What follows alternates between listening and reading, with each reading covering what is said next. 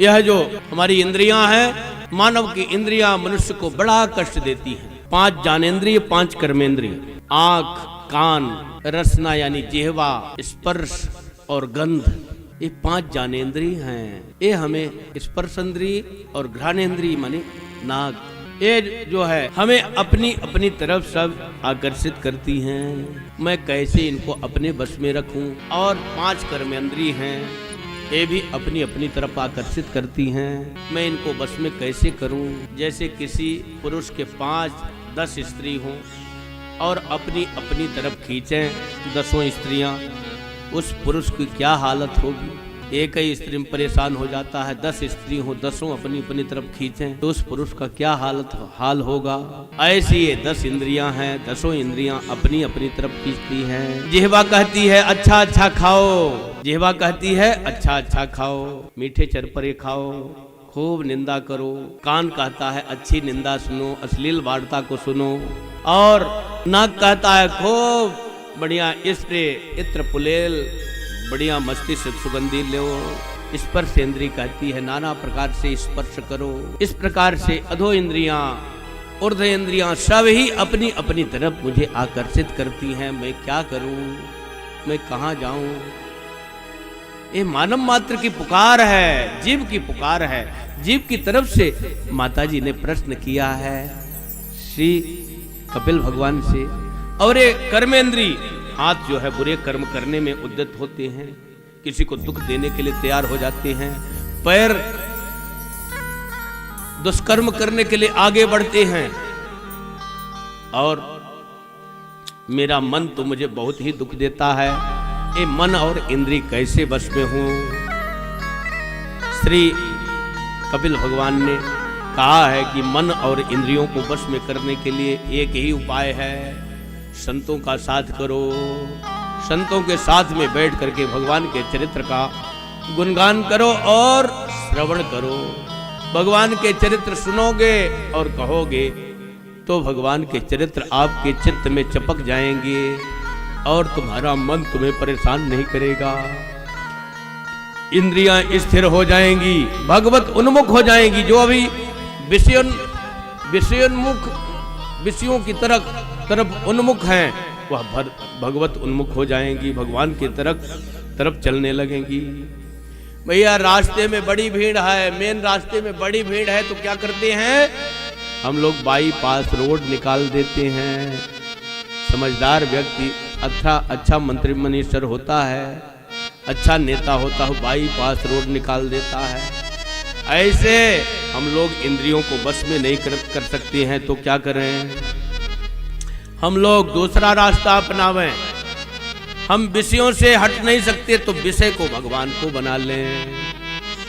विषय हमारो सांचो रे सजनी, भगवान ही हमारे इंद्रियों के विषय बन जाएं तो हमारी जो बुरी वासनाएं हैं वह सब शुद्ध हो जाएंगी भगवान में पहुंच करके। भगवान को काम से भजो, चाहे क्रोध से भजो, चाहे लोभ से भजो, भगवान को किसी विधि से भजो। भगवान तो पार ही करने वाले हैं, कभी भी मारने वाले नहीं हैं, निस्तार ही करने वाले हैं। ठाकुर जी को कैसे भी भजो। कामात क्रोधात भयात स्नेहात यथा भक्ते त्वरे मनः आवेश्यम तदघम हित्वा बहवस् तद्गतिम गताः। काम से किसने भजा भगवान को, काम से भजा गोपियों ने। तो भगवान को काम से भजा, वो कामनाओं से पार हो गई, संसार की कामना नष्ट हो गई। भगवान में लग जाने के कारण बुरी दुर्वासनाएं समाप्त हो गईं। और क्रोध से हिरण्याकश्यप ने भगवान के ऊपर आग बबूला रहता था, उसका उद्धार हो गया। भय से कंस ने जपा, उसका उद्धार हो गया। स्नेह से यशोदा मैया ने भजा, बड़ा वात्सल्य किया, उनको सदगति प्राप्त हुई। किसी भी विधि से भगवान को स्मरण करो, ठाकुर जी अवश्य करके तरन तारण है, तार देंगे। इसलिए तरना है तो प्रभु में मन लगाओ, भगवान को अर्पण करो अपने इंद्रियों को, मन को। दे इंद्रिय मन बुद्धि आत्म को पूजन साज बनाई ले रही, रघुकुल मन पर बारी दई रही। अपने आप को रघुवंश शिरोमणि पर बार देना, भगवान के ऊपर न्यौछावर कर दो। देह को, इंद्रिय को, मन को, बुद्धि को, आत्मा को, सब को भगवान को समर्पित करो। स्वयं सत्य तब सब तेरो प्यारो, नहीं कुछ मैं और मोर। ये तो सब सहज में भगवान का है ही, न मेरा है और न मैं हूं, सहज में भगवान का है ही। भगवान की वस्तु भगवान के चरणों में अर्पित करके निश्चिंत हो जाओ।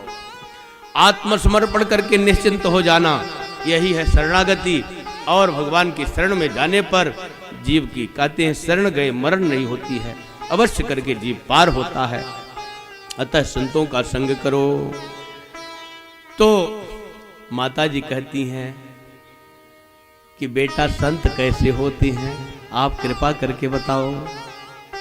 तो संतों की परिभाषा बताया है, तितिच्छवः कारुणिकः सुहृदः सर्वदेहिनां, अजात शत्रवः शान्तः साधवः साधुभूषणः।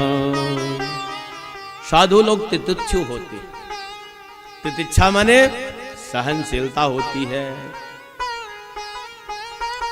हर एक प्राणी, हर एक देश काल परिस्थिति को स्वीकार करके ठाकुर जी का भजन करते।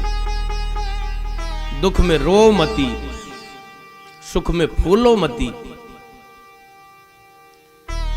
सुख में इतराओ मत, फूलो मत, दुख में रो मत। अपने मन को सुमार्ग चलाते चलो, कृष्ण गोविंद गोपाल गाते चलो। अपने मन को सुमार्ग में लगाओ, भगवान का नाम लेते रहो। इस प्रकार से हम लोगों को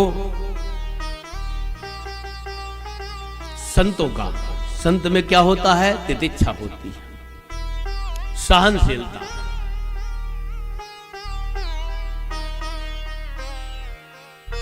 दुख सुख शरीर के धर्म है, ऐसा समझ करके उससे ना अभिमानी होना चाहिए, ना बहुत अधिक दुखी होना चाहिए। ये तो होना ही है, होता रहा है। हम अपने धर्म में चलेंगे, भजन में निरत रहेंगे। कारुण्य का हृदय करुणा से परिपूर्ण हो। जयंता तीनों लोकों में घूमा, पिताजी के पास भी गया, लेकिन काहू बैठन कहा न वही। किसने रखा? नारद जी ने रख लिया। क्यों? लाग दया कोमल चित संता, संत का हृदय कोमल है, इसलिए वो किसी के दुख को नहीं देख सकते। संतों के साथ से आपका मन, आपकी इंद्रियां सब भगवान के चरणों में लग जाएंगी।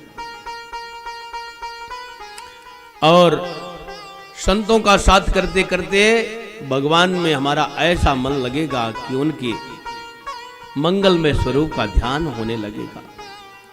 चरण से मुखार बिंद, मुख से चरणार बिंद, मंगलमय भगवान के चरणार बिंदों का ध्यान, भगवान के सुंदर घुटने प्रदेश का ध्यान, भगवान के कट प्रदेश का ध्यान, भगवान के उदर का ध्यान। उदर मनोहर लेत जन, नाभि मनोहर लेत जन, भवर जमुन भवर छब छीन। भगवान के मंगल में नाभि का ध्यान, भगवान के सुंदर हृदय का ध्यान, उनके हार का ध्यान, उनके मंगल में वक्षस्थल का ध्यान, उनके कंठ का ध्यान, उनके मुखमंडल का ध्यान। मुख राजीव पद राजीव वरण नहीं जाही, मुनि मन मधु बसहि जिन वाही। भगवान के चरण कमलों का ध्यान, भगवान के मुख मयंक का ध्यान, ठाकुर जी के सर्वांग का ध्यान करते हुए जीव कृतकृत हो जाएगा, सनात हो जाएगा।